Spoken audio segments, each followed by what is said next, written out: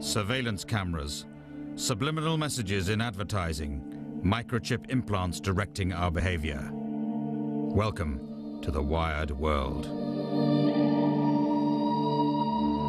Whenever you activate an internet connection, whenever you pick up the telephone, whenever you use your mobile, use your bank machine, these are all instances where a surveillance mechanism will be engaged. There was a voice saying to me one morning, "Good morning, Kathy," and woke me up. That's nothing that I created. This is external. It sounds electronic. Once you get into this and you realize the magnitude of which we are being constantly induced into various kinds of behavior, value systems, and so forth, this runs the show.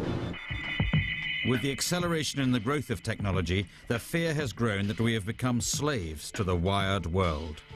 Conspiracy theorists believe this technological change is a direct threat to personal privacy and freedom.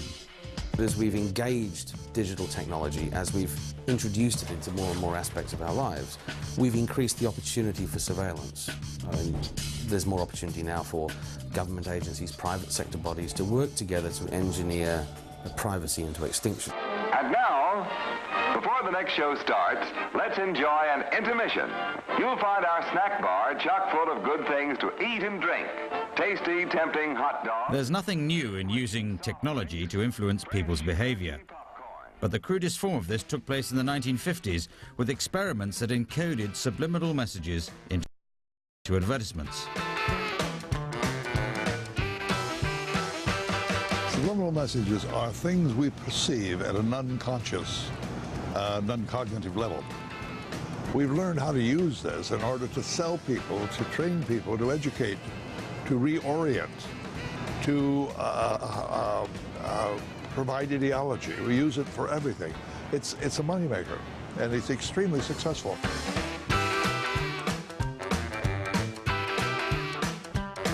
The classic subliminal experiment took place in a New Jersey cinema in 1957.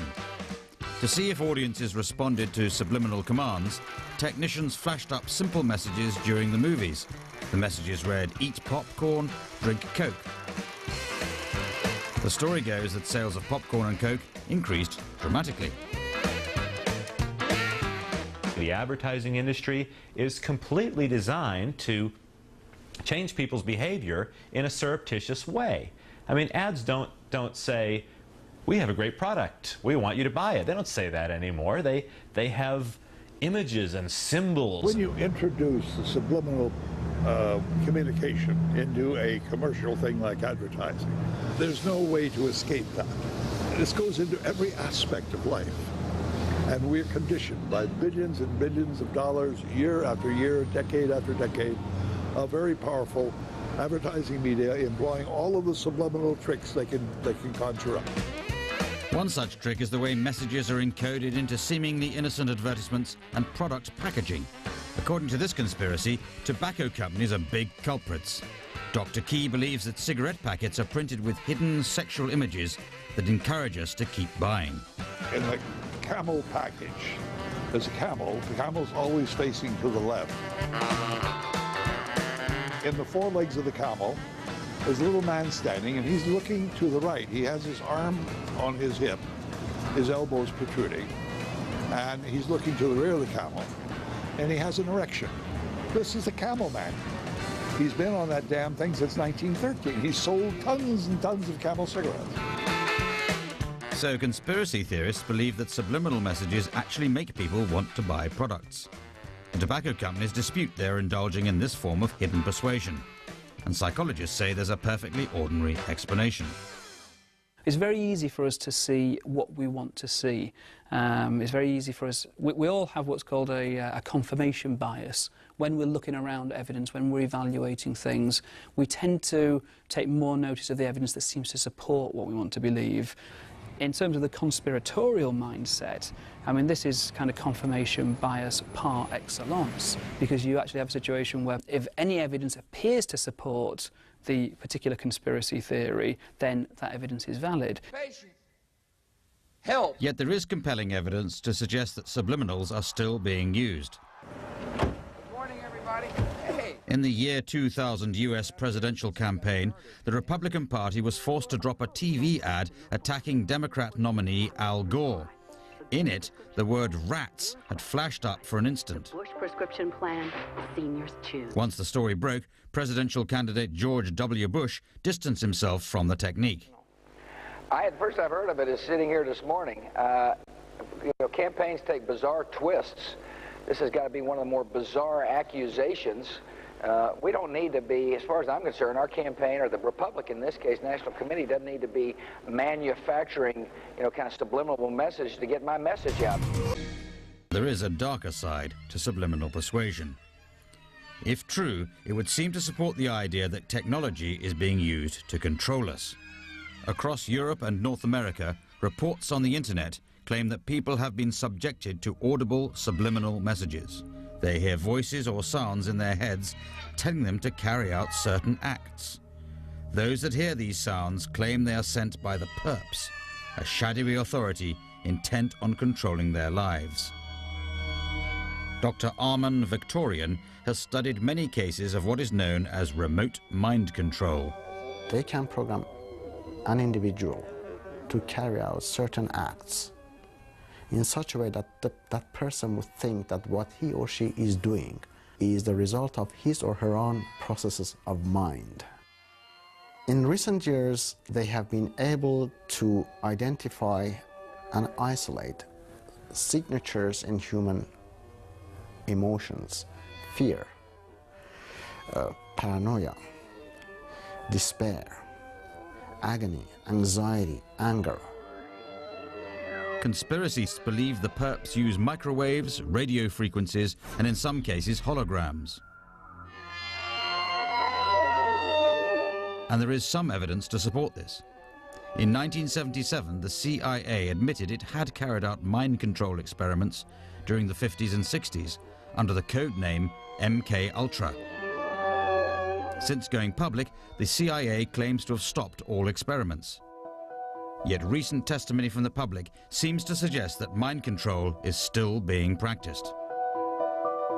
I had been meditating for a long period of my life, so I felt like I really got to know myself, and I pretty much knew my own thoughts. And there seemed to be this overlay of somebody else trying to change my thought. There was a voice saying to me one morning, "Good morning, Kathy," and woke me up. And I thought, no, that's not my voice. That's nothing that I created. This is external. It sounds electronic, so I'm not going crazy. Victims of mind control have pleaded with the authorities to investigate their cases, but they've been dismissed because there's a plausible explanation for the voices. Auditory hallucinations are far more common than people actually realise. If we're talking about the odd occasion where you think you hear someone calling your name, or you think you hear an isolated word or two, if you think, on the other hand, that you're getting long messages giving you complex instructions, then seek psychiatric help.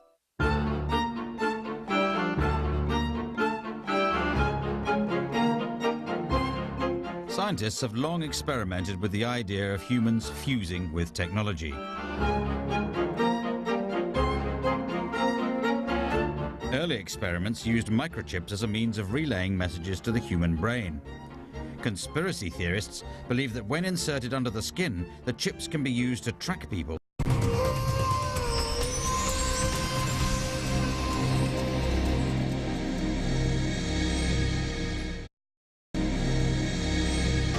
In every high street, shopping mall and station, CCTV is watching what's going on.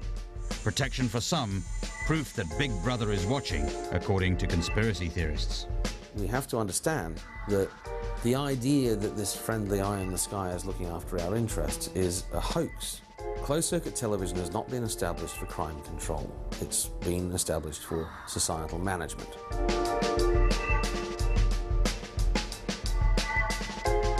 The other way of looking at it is saying, let's look at the entire population and then work backwards so that we can eliminate those who are within the bell curve of normality and end up with a reduced number who should be placed under suspicion. So this second approach is now being used by agencies all over the world. Mass surveillance reducing to a series of targets. That's what privacy advocates call a nightmare. At least you can see these cameras. For conspiracy theorists, hidden surveillance is far more worrying.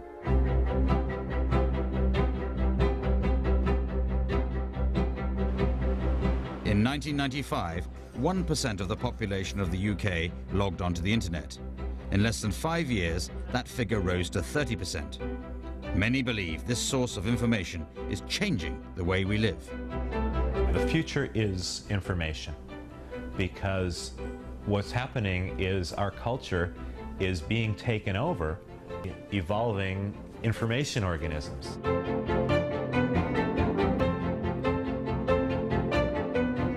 People are spending more and more of their time processing information, taking it in, passing it on, and it's almost as if it's another wave of evolution. And whoever controls that front door to the wired world, whoever controls the portal into cyberspace in any measurable way, will have tremendous advantage in determining where people go, what they buy, what they see, and how they benefit in the future.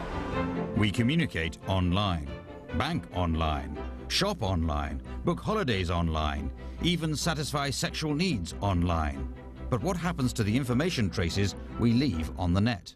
The problem today is that we are in danger of sacrificing personal privacies to gain the most advantage from the world of the internet. It's probably fair to say that 10, 15 years ago, it was impractical for agencies to place the population at large under surveillance. That certainly isn't the case now.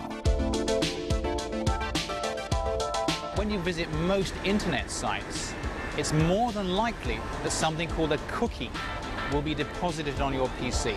That's a quick and easy way of identifying who you are, where you come from. The disadvantages are that it actually leaves a trail as you go through websites. And so that's perhaps where the danger lies, in that you have no option in being able to say, hey, I don't want the world to be able to track me through the internet. Conspiracy theorists believe this was the intention of information technology companies all along. There's no doubt that all of the large multinationals in the IT sector were complicit in arranging to weaken the security of their products. Much has been said about the covert activities of large organizations such as Microsoft. And it's certainly true that those organizations have tended to be very sympathetic to the views of surveillance authorities. In 1998, Microsoft developed an operating system with internet access built into it. When new users typed in their details to register, the company was allegedly able to keep tabs of what the people then did on their computers. There was a big flap about the registration wizard sending information like what the configuration of your computer was, and the big one was what other programs you're running on your computer. I can definitely see why people get upset about that, and Microsoft certainly shouldn't have done it without people's permission.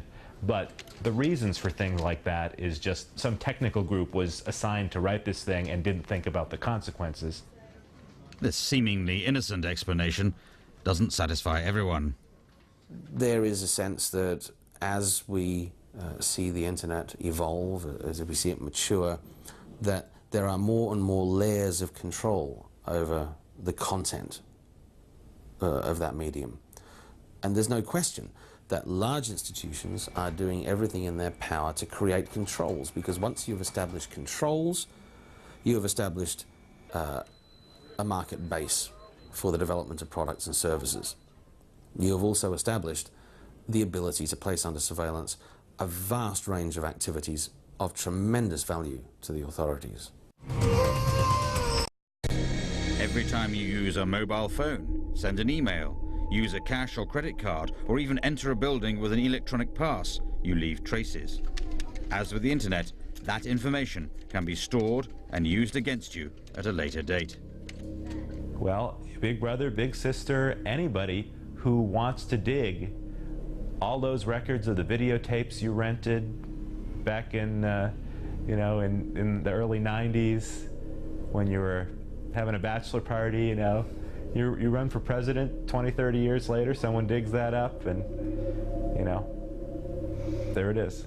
Now, effectively, what is going to happen is the government will have fairly significantly increased powers to hook into the network, and having hooked into the network can interpret virtually everything you put through, whether it's internet communications, voice communications, whatever. The FBI was forced to go public about its interception system, Carnivore. The system analyzes and digests the contents of tens of thousands of American emails and phone calls from public and private domains. In the year 2000, the British government made it legal for security services and private companies to intercept communications in much the same way.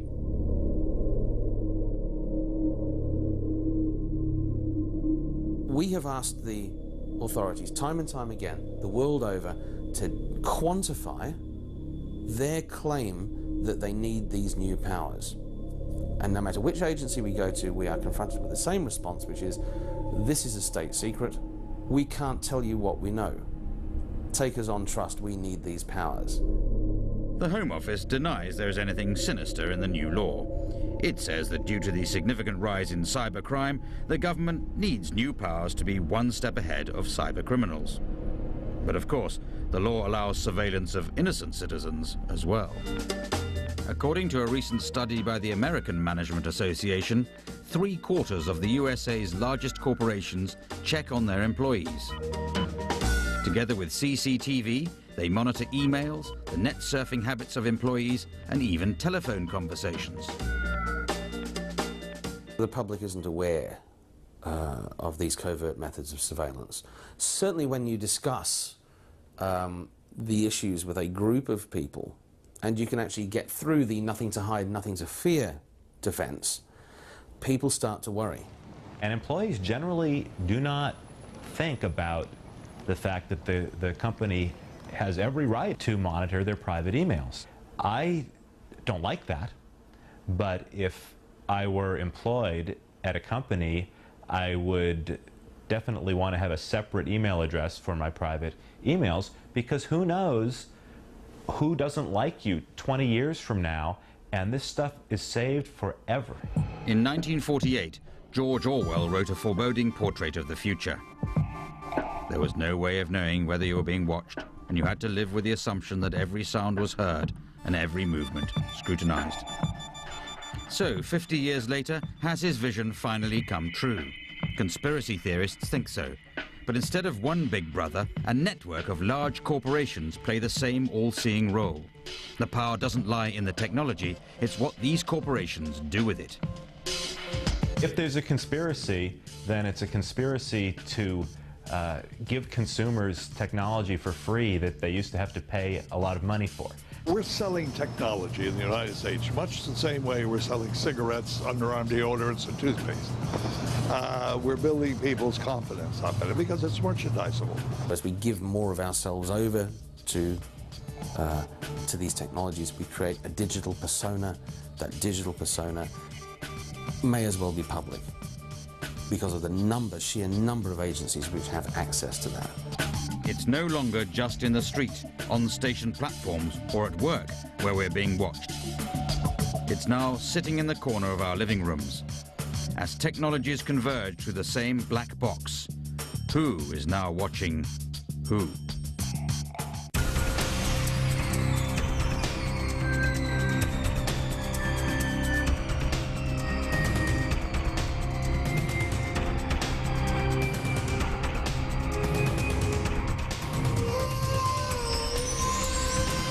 Once you get into this and you realize the magnitude of which we are being constantly induced into various kinds of behavior, value systems, and so forth, this runs the show. With the acceleration in the growth of technology, the fear has grown that we have become slaves to the wired world. Conspiracy theorists believe this technological change is a direct threat to personal privacy and freedom. As we've engaged digital technology, as we've introduced it into more and more aspects of our lives, we've increased the opportunity for surveillance. there's more opportunity now for government agencies, private sector bodies to work together to engineer privacy into it. In a surreptitious way. I mean, ads don't say, we have a great product, we want you to buy it. They don't say that anymore. They have images and symbols. When you introduce the subliminal communication into a commercial thing like advertising, there's no way to escape that. This goes into every aspect of life. And we're conditioned by billions and billions of dollars, year after year, decade after decade, of very powerful advertising media employing all of the subliminal tricks they can conjure up. One such trick is the way messages are encoded into seemingly innocent advertisements and product packaging. According to this distinction. And now, before the next show starts, let's enjoy an intermission. You'll find our snack bar chock full of good things to eat and drink. Tasty, tempting hot dogs. There's nothing new in using technology to influence people's behavior. But the crudest form of this took place in the 1950s with experiments that encoded subliminal messages into advertisements. Subliminal messages are things we perceive at a non-conscious, non-cognitive level. We've learned how to use this in order to sell people, to train people, to educate, to reorient, to...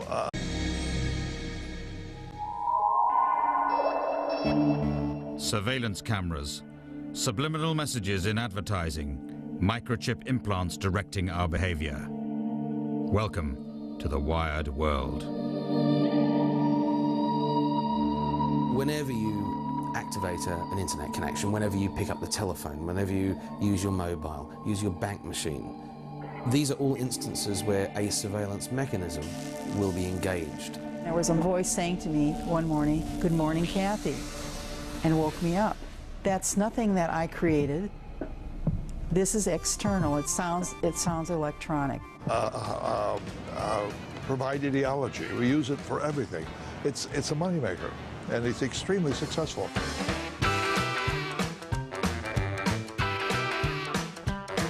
The classic subliminal experiment took place in a New Jersey cinema in 1957. To see if audiences responded to subliminal commands, technicians flashed up simple messages during the movies.